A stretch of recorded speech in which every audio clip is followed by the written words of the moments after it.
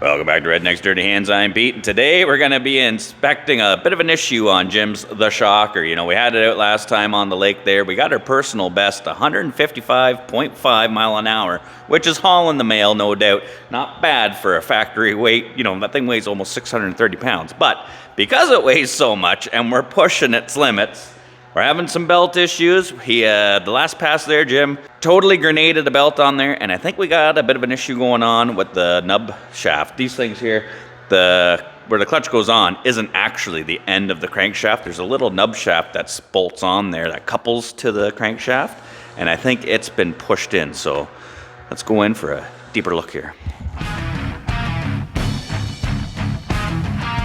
Don't mind the background noise. If you hear something like a chainsaw, it's just D-Ron blowing out the back of his. He's got to go haul some drywall, eh? So he's got to get all the snow out of the back of his truck. Nice one. That's Canadian living right there. So while D-Ron's doing that, we are going to have a little peekaboo up in here. And like, as you can see, after that last run that Jim did, like, snap that belt right at the end of the run there, and then, yeah, no good. So, not only did we break that one, she was starting to chew through this one here. We actually ended up having to put the old Gates G-force on there to get us home. You getting her blowing out there? Good thing it worked good now with a race caster. You put a little bit of VPC12 that I had pre-mixed for the sled in your belly. You smell it out there burning. That leaf blower's never run better. It runs good now.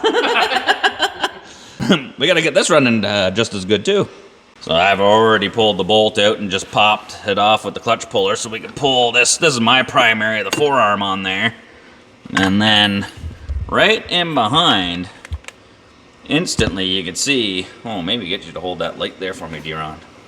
So when it blew the belt, a bunch of the cording got in behind here and wadded up. It was making a bit of a funny noise. Jim thought we might have blown the motor. Hopefully that is not the case, but having a cord like this. So you got this unit here, bolts on the end, there's a bearing in here, and then I think what's happened is this bearing and everything has kind of shoved itself in, which if this thing's moving in, it's throwing the offset off on the clutching. Let's have a little peekaboo.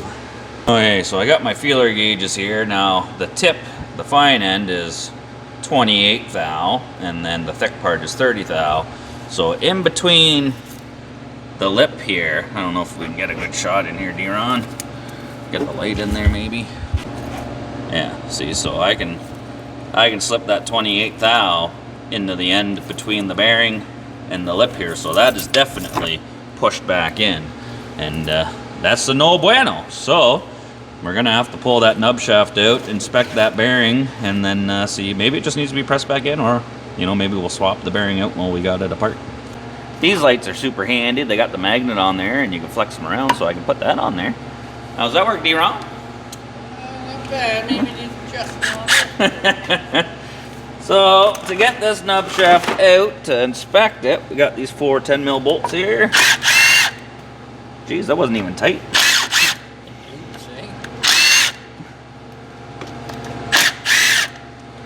Maybe it hit it a little harder than I thought. So now we gotta try and wiggle this out. These can be a bit of a bugger. I'm gonna try and get a little hammer, see if I can get it spinning or get in behind it, wedge it out, see if I can walk it out. So I got an assortment of tools here, and even got D-Ron's little baby hammer. Yeah, you did it one time. I doubt it's enough to tip-tap-tippy, eh? Yeah, I don't think it's gonna work for this application. So, it's a dirty little bugger to get at these things here.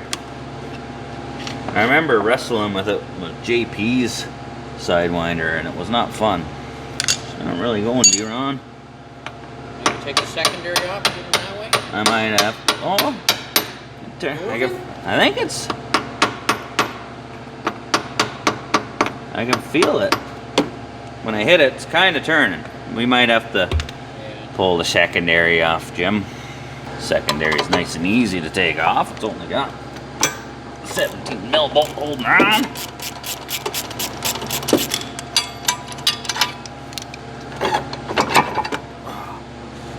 Give us a little more clearance.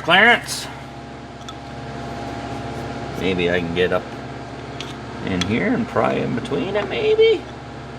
Or maybe I can grab it there and just hammer it, see if I can get it to spin.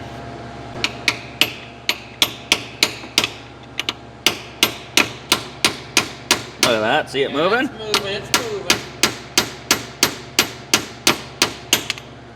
So now that we got it turned, these ears might be exposed enough we could maybe pry on it. Oh yeah, buddy. I don't understand this design. Like, obviously, the crankshaft isn't this long. Like this is not the crankshaft. This is just a part of the nub that slips over it. So Yamaha. I mean, can't complain. They're great engines. Oh, that's wiggling, D-Ron. Got it? Well, I mean, it's moving. I don't know if I got it. Little by little, bit by bit. Just gotta wiggle it. There she goes. Just needed a man-sized bar, eh? Yeah, need some force. My bar is too big for here.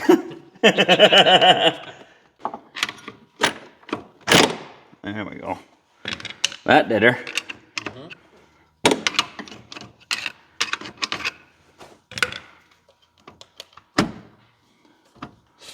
Battery died. Oh, well in here. Okay, so that right there is your crankshaft nub end. So it's just got this spline deal up in here. There is a master spline to it. You can see there's, well, I don't know if you can see that. Maybe hold the light there, D-Ron. Maybe there. So there's a double notch or spline there. It's kind of like the groove doesn't go as deep as the other ones, close together.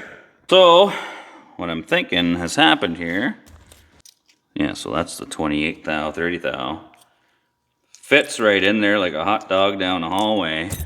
Now I don't. Pounder back in. Right? Can we get a good shot of this? Can you see? Maybe shine the light directly down.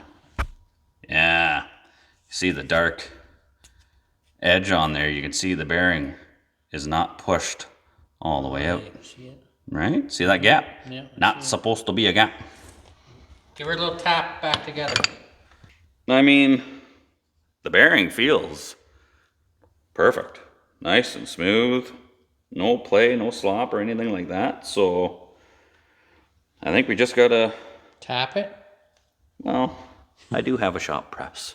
So I mean, you probably could just tap it. Tap it. But I think I'll press that in tighter. I mean, inside the motor here looks okay. Nice one. Oh, and yeah, you can see right here, there's the double wide groove. I don't know if you can get in there and see that. There's the missing notch, which would correspond to that master one there. So I'm gonna go to slide her on. Where are you? You just gotta find the right angle of the, there you go. There you are. She only goes the one way, eh? That's good. Okay, D-Ron. You're on. We're rolling? Rolling. Okay.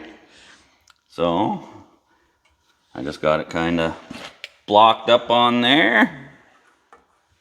Give her a couple of pump-a-doodles.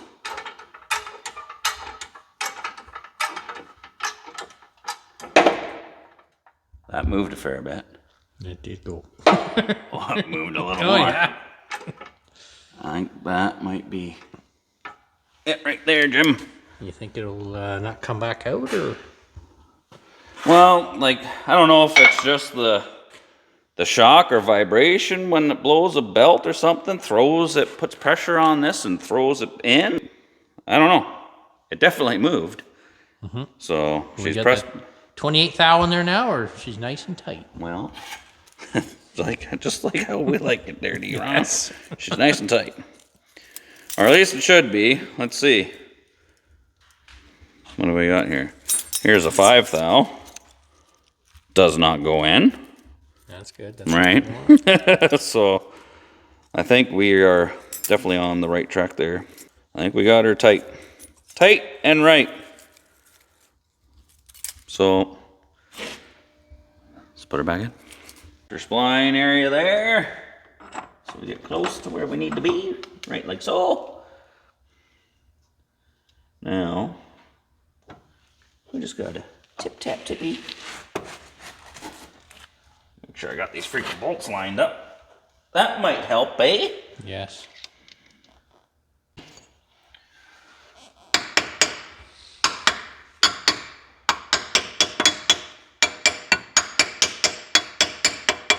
Tap her nice and even. And make sure all the bolts start nice by hand. That way we don't hammer it all the way in and be like, oh, the bolts don't line up, and then you gotta freaking try and pull it back out or hammer it, spin it around again. Yes, that is true. So they are all starting, threading in. Next one. You probably could just tighten those up and suck it in, but I'll tap her in the rest of the way here. And then some guys too, all these Yamahas, like these 3-cylinders or whatever, they get like that clutch rattle noise. And a lot of people think it's their actual clutches, right? Like they think either the weights are worn out or the pins or something like that. It's that spline, that nub. So it's the vibration that kind of ratchets the rattle. So there's some guys, they pack grease in the splines of that to try and get rid of it. I've seen some guys Loctite the freaking things, which I don't. Like, how would you ever get it apart if you did? Like, I wouldn't want to do that, but I would just live with the rattle. Yes. Yeah, I think she's home. We'll snug her up. Some ugga-duggas. And then I'll just give her a little feel by hand, you know what I mean? Mm-hmm.